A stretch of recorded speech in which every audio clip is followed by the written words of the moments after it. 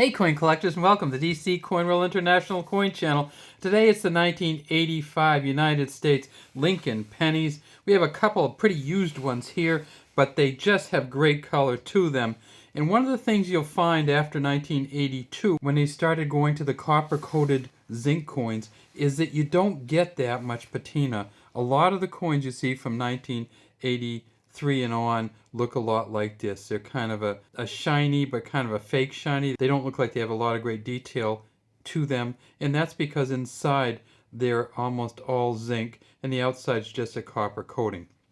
But once in a while you get one of these older coins that's just been used, and whatever happens to it, it gets this great kind of patina on it in coloring. You can sometimes get the purples and the blues and the reds on these. I will save these out when I see one just because it's nice to have some different colors. When they grade these coins at the professional coin grading services like PCGS or NGC, they look at the colors of these coins. So they'll go from a red, which is often the best, to a red-brown, to a brown. When they're grading those coins, of course, they're grading coins that are in really good condition usually. These coins aren't in such great condition, but these would definitely be a brown, I guess you could call it. We get to the back, we see that these coins aren't so good as they look from the front. It says United States of America at the top, E pluribus unum, 1 cent at the bottom.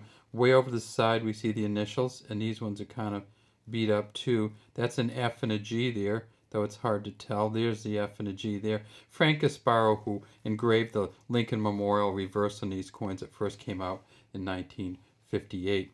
If we want to look at some better condition coins, let's take a look at uncirculated mint sets.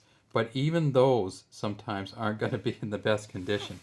This one over here, we'll save it out because that's a special coin. But here's the three that would come from a U.S. mint set or a U.S. uncirculated mint set. And this one down here is all you can always tell the San Francisco Mint ones because it's a proof coin. And look at how nice the metal is on there. It just looks like it was poured really flat. Still almost looks like a fluid, like it kind of washes through. In God We Trust up top, there's Liberty. If we go way down on the bottom on the front of this one, we can see the VDB there for Victor David Brenner, who was the engraver of this coin. These coins at the San Francisco Mint, they made 3 million of them. There are some really good condition San Francisco Mint coins from 1985. 244 proof 70 decams they found so far, and those are worth about $225. At the Philadelphia Mint, and again, this is a Philadelphia Mint coin straight from the mint set. It got something on it at the mint that kind of dripped onto it, went right into the mint set. So we have these black dots on here, still in really good condition. If we look here, we can see really good detail on Lincoln here. We can see the bow tie really well. 1985 at Philadelphia Mint, they made 5.6 billion of these. They've only found a few that are in really, really good shape. They found 11 Mint State 68 pluses, and those are all at about $4,500 each. Finally, for these ones, we have the Denver Mint, and this one came out of the same mint set, and you can tell, can't you?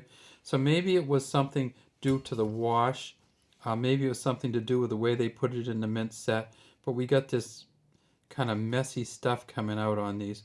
At the Denver Mint in 1985, they made 5.3 billion.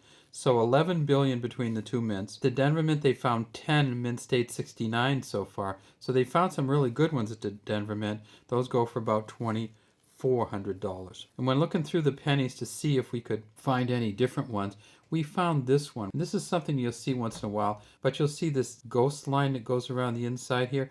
This coin was struck. It's not a die crack, but it's the way that it was struck, and it's not double struck, but it just wasn't centered right or just didn't hit right. So when we look at this coin, we see that it has this kind of ghost line going around the inside. It almost mimics this line at the bottom. It's about that level, and it goes all the way around the inside. One of the other things you can find sometimes when you look at these coins is you get a doubling of the rim, and that's what is on this coin here.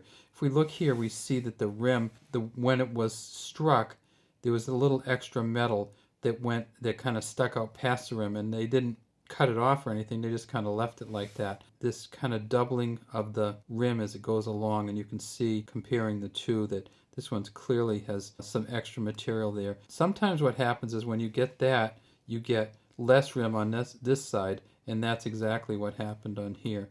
So this rim over here is really thin because it was extra on that side. All right, so 1985 we got the Philly, which is this one. We got the Denver, which is this one. And then we had the San Francisco Mint, which is this one. All right, that's all we have today from DC Coin World International Coin Channel. I'd love to have you subscribe to our channel and leave any comments you have in the comments section.